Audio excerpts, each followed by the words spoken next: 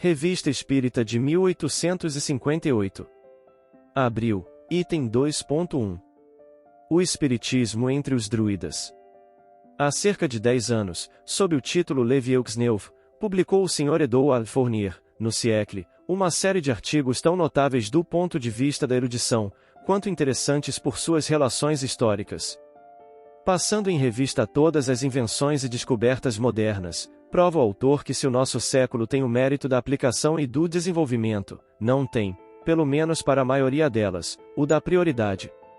A época em que o Sr. Edouard Fournier escrevia esses eruditos folhetins não se cogitava ainda de espíritos, sem o que não teria deixado de nos mostrar que tudo quanto se passa hoje é apenas uma repetição do que os antigos sabiam muito bem, e talvez melhor que nós.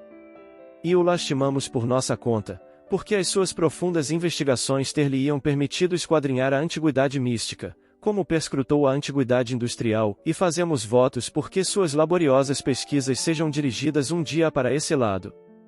Quanto a nós, não nos deixam nossas observações pessoais nenhuma dúvida sobre a antiguidade e a universalidade da doutrina que os espíritos nos ensinam. Essa coincidência entre o que nos dizem hoje e as crenças dos tempos mais remotos, é um fato significativo da mais alta importância.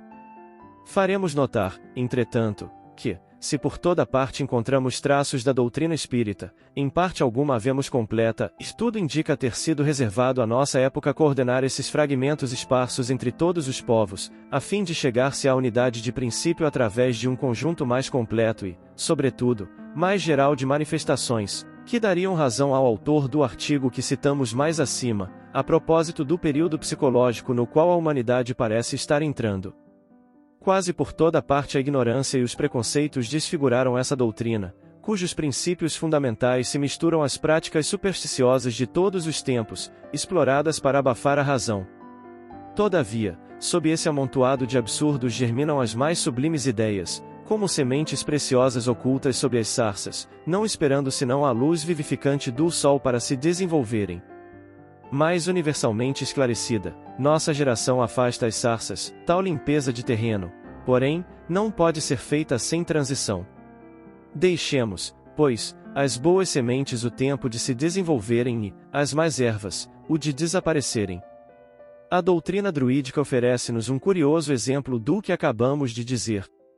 Essa doutrina, de que não conhecemos bem senão as práticas exteriores, eleva-se, sob certos aspectos, até as mais sublimes verdades, mas essas verdades eram apenas para os iniciados. Terrificado pelos sacrifícios sangrentos, o povo colhia com santo respeito o visgo sagrado do carvalho e via apenas a fantasmagoria.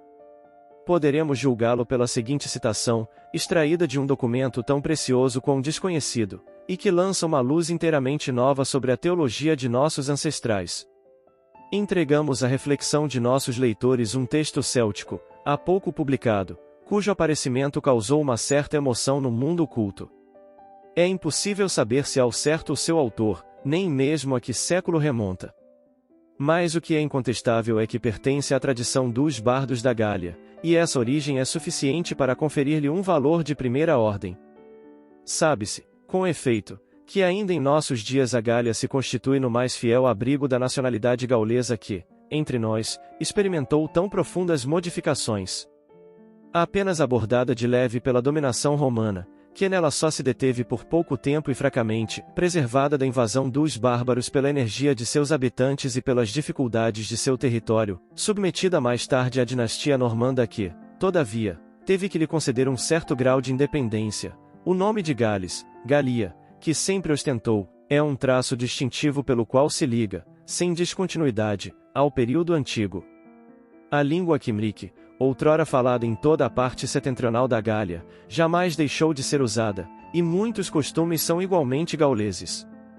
De todas as influências estranhas, a única que triunfou completamente foi o cristianismo, mas não o conseguiu sem muitas dificuldades, relativamente à supremacia da Igreja Romana, da qual a reforma do século XVI mais não fez que determinar-lhe a queda, desde longo tempo preparada, nessas regiões cheias de um sentimento indefectível de independência.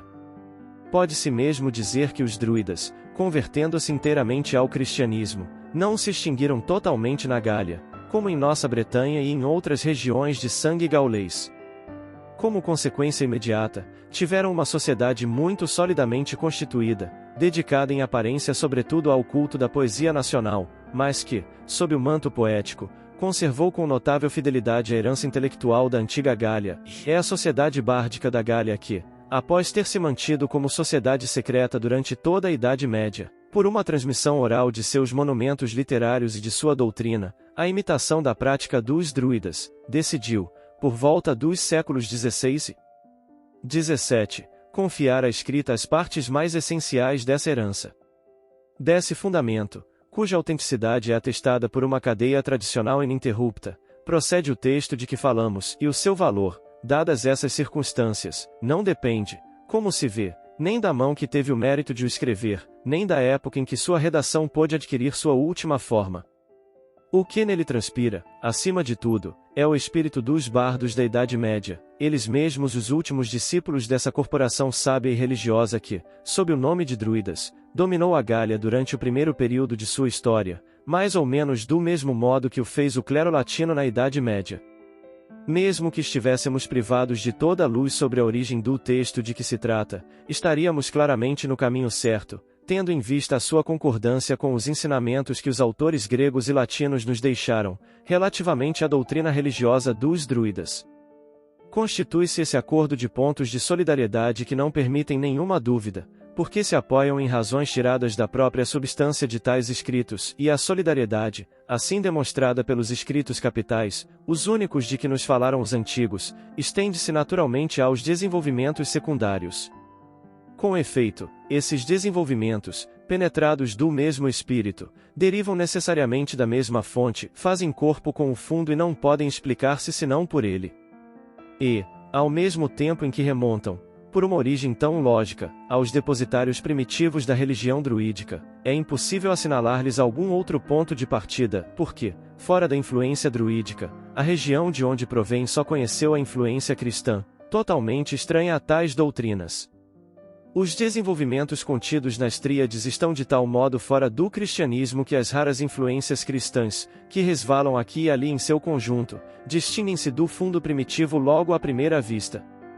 Essas emanações, oriundas ingenuamente da consciência dos bardos cristãos, bem podiam, se assim podemos dizer, intercalar-se nos interstícios da tradição, mas nela não puderam fundir-se. A análise do texto é, pois, tão simples quanto rigorosa, visto que pode reduzir-se a pôr de lado tudo o que traz o sinete do cristianismo e, uma vez operada a triagem, considerar como de origem druídica tudo quanto fica visivelmente caracterizado por uma religião diferente da do Evangelho e dos concílios.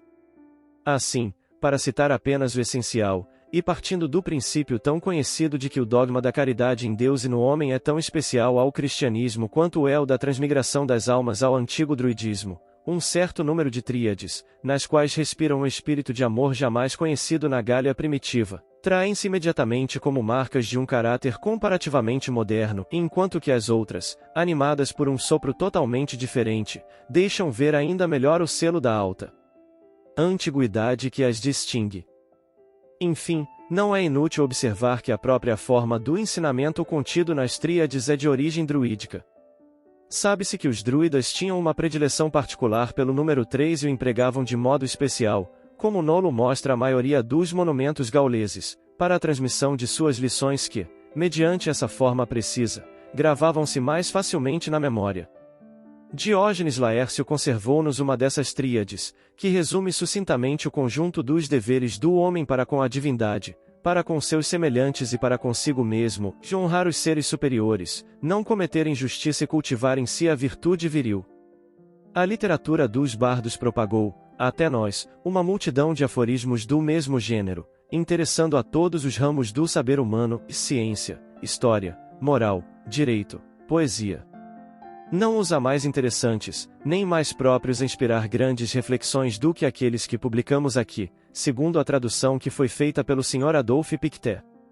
Dessa série de tríades, as 11 primeiras são consagradas à exposição dos atributos característicos da divindade.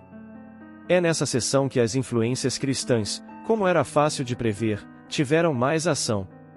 Se não se pode negar ao druidismo o conhecimento do princípio da unidade de Deus, é possível que, em consequência de sua predileção pelo número ternário, tivesse concebido vagamente alguma coisa da divina Trindade. Todavia, é incontestável que o que completa essa elevada concepção teológica, qual seja, a distinção das pessoas e particularmente da terceira, pôde permanecer perfeitamente estranho a essa antiga religião. Tudo leva a crer que os seus sectários estavam muito mais preocupados em estabelecer a liberdade do homem, do que em instituir a caridade, e foi mesmo em consequência dessa falsa posição de seu ponto de partida que ela pereceu. Também parece lógico associar a uma influência cristã, mais ou menos determinada, todo esse começo, particularmente a partir da quinta tríade. Em seguida aos princípios gerais relativos à natureza de Deus, passa o texto a expor a constituição do universo. O conjunto dessa constituição é formulado superiormente em três tríades que, ao mostrarem os seres particulares em uma ordem absolutamente diferente da de Deus, completam a ideia que se deve formar do ser único e imutável. Sob fórmulas mais explícitas, essas tríades não fazem, afinal, senão reproduzir o que já se sabia, pelo testemunho dos antigos, da doutrina da transmigração das almas, passando alternativamente da vida à morte e da morte à vida. Podese considerá-las como o comentário de um célebre verso da Frasale, no qual o poeta exclama, dirigindo-se aos sacerdotes da Gália, que, se aquilo que ensinam é verdade, a morte é apenas o meio de uma longa vida, de longae vitae mors media est.